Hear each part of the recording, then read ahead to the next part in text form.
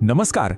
चला आज एका अशा गोष्टीबद्दल बोलूया जी आपल्या आजूबाजूला खरं तर सगळीकडेच आहे, पण आपण तिच्याकडे फारसं लक्ष देत नाही. हो, मी प्रकाशाबद्दल बोलतोय आणि त्याच्यामुळे तयार होणाऱ्या त्या गूढ सावल्यांबद्दल. यात ना खूप इंटरेस्टिंग गुप्ती लपलेली आहेत. सुरुवात एका एकदम सोप्या प्रश्नापासून करूया. विचार करा, तुम्ही कधी पूर्ण अंधारात म्हणजे जिथे अजिबात प्रकाश नाही तिथे पाहू शकता का? नाही ना? याच उत्तर आपल्या सगळ्यांनाच माहीत आहे, अशक्य आहे. पण असं का होतं? कारण कोणतीही वस्तू दिसण्यासाठी आपल्याला प्रकाशाचीच गरज असते. मग प्रश्न असा आहे की हा प्रकाश येतो कुठून? तर काही वस्तू अशा असतात ज्या स्वतःच प्रकाश तयार करतात, स्वतःच चमकतात. त्यांना आपण इंग्लिशमध्ये लुमिनस ऑब्जेक्ट्स म्हणतो आणि मराठीत स्वयंप्रकाश वस्तू. म्हणजे सोप्या भाषेत सांगायचं तर ह्याच खऱ्या सोर्सेस ऑफ लाईट आहेत. पण आपल्या आजूबाजूला दिसणाऱ्या बहुतेक वस्तू काही स्वतः प्रकाश निर्माण करत नाहीत. आपलं टेबल, खुर्ची, पुस्तकं या सगळ्यांना नॉन ल्युमिनस किंवा परप्रकाश वस्तू म्हणतात. मग आता गंमत बघा, जर त्या स्वतः प्रकाश निर्माण करत नाहीत तर मग त्या आपल्याला दिसतात तरी कशा? याचं उत्तर आहे कारण त्या दुसऱ्या स्रोताकडून येणाऱ्या प्रकाशाला रिफ्लेक्ट करतात, म्हणजे परावर्तित करतात. हे बघा, इथे तुम्हाला फरक लगेच कळेल. डावीकडे आहेत सूर्य, जळणारी मेणबत्ती किंवा अगदी काजवा. हे सगळे स्वतःचा प्रकाश देतात म्हणून ते ल्युमिनस आहेत. आणि उजवीकडे बघा, पुस्तक, पेन्सिल आणि हो, आपला चंद्रसुद्धा. आश्चर्याची गोष्ट आहे ना, पण चंद्रसुद्धा नॉन ल्युमिनस आहे. तो फक्त सूर्याचा प्रकाश आपल्यापर्यंत पोहोचवतो. आता हे जे प्रकाशाचे स्रोत आहेत ना, त्यातही दोन मुख्य प्रकार पडतात. एक म्हणजे नॅचरल सोर्सेस, जे निसर्गाने बनवले आहेत, जसं की सूर्य, तारे. आणि दुसरे म्हणजे आर्टिफिशियल सोर्सेस, जे आपण म्हणजे माणसांनी बनवले आहेत, जसं की कंदील, वेजेरी किंवा आपल्या घरातला बल्ब.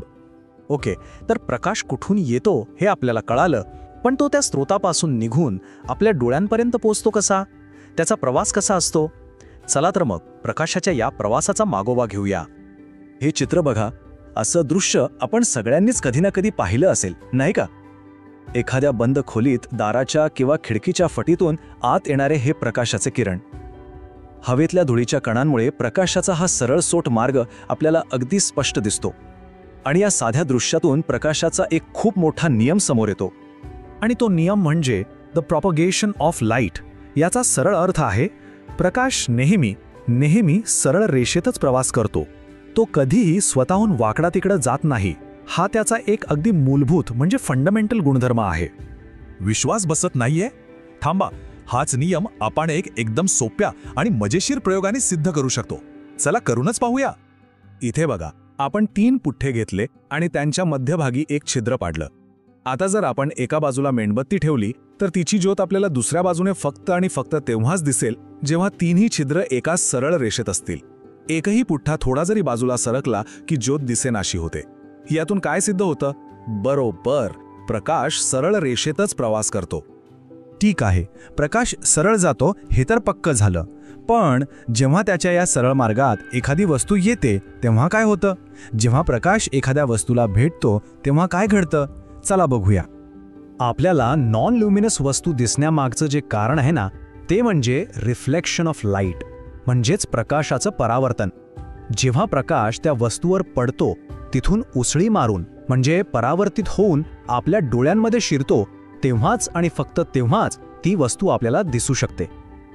आता एक इंटरेस्टिंग प्रश्न. समजा तुमच्याकडे एक साधं खोका आहे, तर त्या साध्या खोक्याचा वापर करून एखादं चित्र किंवा इमेज तयार करणं शक्य आहे का?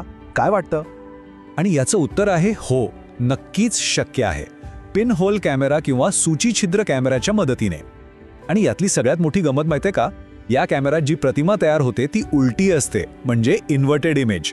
आणि असं का होतं याचं कारण आता तुम्हाला माहीत आहे, कारण प्रकाश सरळ रेषेत प्रवास करतो.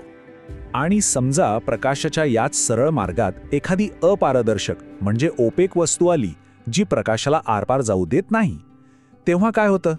तेव्हा प्रकाशाचा मार्ग अडतो आणि त्या वस्तूच्या पलीकडे प्रकाश पोहोचू शकत नाही.